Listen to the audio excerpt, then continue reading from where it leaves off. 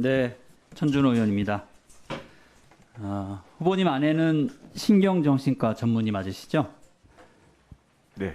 네, 지난 대통령 선거 때 후보님 아내께서 상대당 대통령 후보에게 소시오패스라고 말을 하신 바가 있었습니다. 그러면서 설명하시기를 자신이 괴롭지 않고 주변이 괴로운 것이다.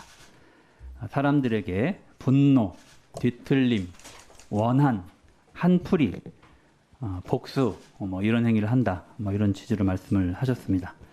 그런데 의사가 전문의가 진료도 하지 않고 진단명을 말하는 것은 그것도 사적인 자리가 아니라 언론사 인터뷰를 통해서 유튜브를 통해서 말하는 것은 매우 부적절하다는 평가가 있었습니다. 자신의 신분을 이용해서 정치적으로 이용한 게 아니다라는 논란도 좀 있었죠. 제가 오늘 말씀드리고자 하는 것은 이 부분보다는 제가 중요하게 보는 부분은 이때 우리 원희룡 후보자가 보여준 태도와 관련된 부분입니다.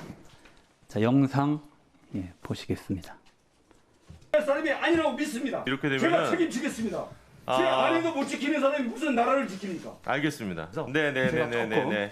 예. 저희가 이제 광고 시간을 쿨다운 하고 오겠습니다. 저는 네네네네네. 제 이름 모르지만 제 아내를 이렇게 뭐 허위 선동범으로 몰고 가고 뭐 알겠습니다. 예예. 고발하세요. 구속시키라고. 예예예예. 예, 라디오 토론회에 나가서 상대 패널과 이 부분을 가지고 토론을 하는데 사회자가 말리고 또 상대 패널이 퇴장한 상황에서도 계속해서 화를 참지 못하시고 이렇게 이야기하시는 모습입니다. 아마 많은 분들이 이걸 보고 좀 깜짝 놀라셨을 것 같은데요. 당시 화가 많이 나셨나 봅니다. 화도 났지만요. 네.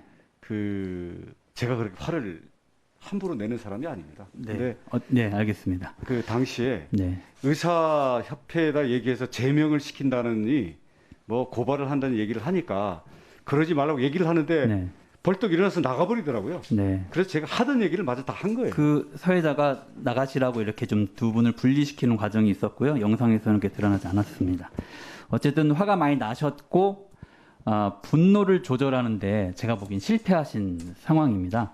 그래서 저것을 보고 원희룡 후보자가 원래 인성이 저런 사람이 아니냐라고 하는 이야기도 있고 그때 너무 화가 많이 나서 순간적으로 그러셨을 것이다라고 보는 사람도 있을 텐데요.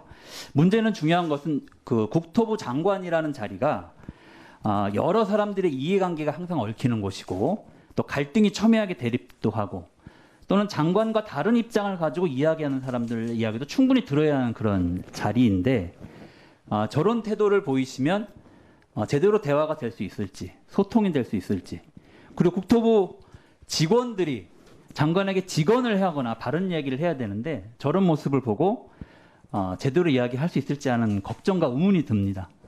어떻게 생각하십니까? 예, 잘 돌아보고 잘 다스리도록 하겠습니다. 네, 저는 장관으로서 매우 중요한 자질에 대한 검증을 저희가 하고 있다 이렇게 생각을 합니다. 국민 여러분들께서 보시고 제대로 판단해 주실 것 같습니다.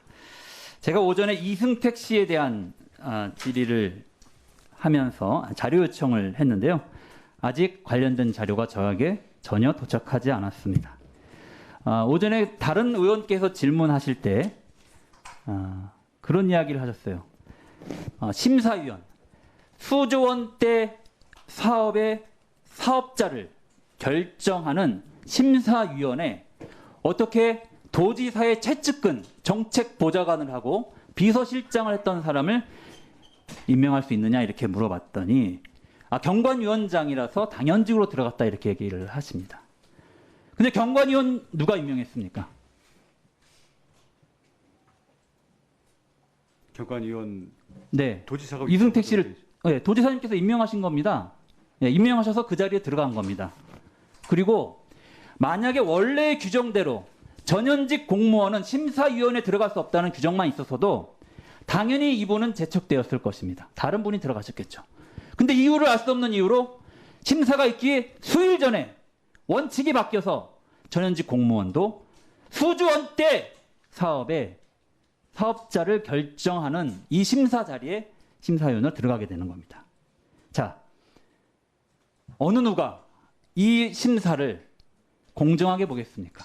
어느 누가 그 심사위원의 말이 를 들으면서 도지사를 연상하지 않을 수 있겠습니까? 이게 바람직한 겁니까? 말씀드렸던 것처럼 도시, 경관, 환경 또 하나 건축인가 이렇게 해서 4명인가의 이 개발 사업 관련 당시에 그 제주도의 그 위원장들이 모두 다 들어왔습니다. 예, 그러니까요. 예, 그 직전에 그 중에 우연히 전현직 공무원은 들어가면 안 된다라는 조항만 있었어도 당연히 이분은 배제되는 사람입니다. 아니 경관 도지사의 위원장이 당연히 비서실장을 들어와야 했고 되는데 정책보좌관을 거기를 배제해 버리면 했던 사람이- 누구를 넣을 수 있습니까? 경관 심사를 해야 되는데요. 네, 그래서 그 심사위원장은 사회만 보게 하고 심사권은 안 줬지 않습니까? 도시국장은 그렇게 네, 했고요. 그런 조치도 취하지 아니 않으셨습니다. 4개 그 위원회는 자, 어차피 그러면 심사를 제가 해야 다시 한번 됩니다. 묻겠습니다. 지금 만약에 국토부 장관이 되시면 지금 말씀은 장관이 되셨을 때 이와 같은 형식으로 중요한 국가의 정책 결정을 하는 중요한 심사위원회 장관의 측근이 들어가는 것이 당연하다고 생각하십니까? 그것은 경우가 다릅니다. 네. 지금 다 같은 경우가 아닙니다. 제가 전국적으로 어느 시도를 살펴보시더라도 도지사가 시장이 자신의 최측근 정책보좌관 그리고 비서실장 출신을 이렇게 심사위원회에 대담하고 과감하게 배정하는 것은 제가 본 적이 없습니다. 그런 사례는 분명히 없습니다. 설령 그렇게 어쩔 수 없이 됐다 하더라도 그것을 회피하도록 하는 게 도지사로서의 바른 태도죠. 예, 그렇게 만들어 주셔야 관리를 하는 것이 바른 모습이죠. 저희는 그런 분이 장관이 되셔야 한다고 생각합니다. 근데 이런 중요한 의사결정 과정에 그런 분들을 회피하는 것이 아니라 충분히 의도적으로 배치했을 것이라는 의심이 가는 행동을 하셨다고 저는 생각합니다. 또 전혀- 그런 일 또 하시겠습니까? 그 상황이면 또 그렇게 전혀 하시겠습니까? 그렇지 않습니다. 예, 추가 질의하겠습니다. 천정인 수고하셨고요.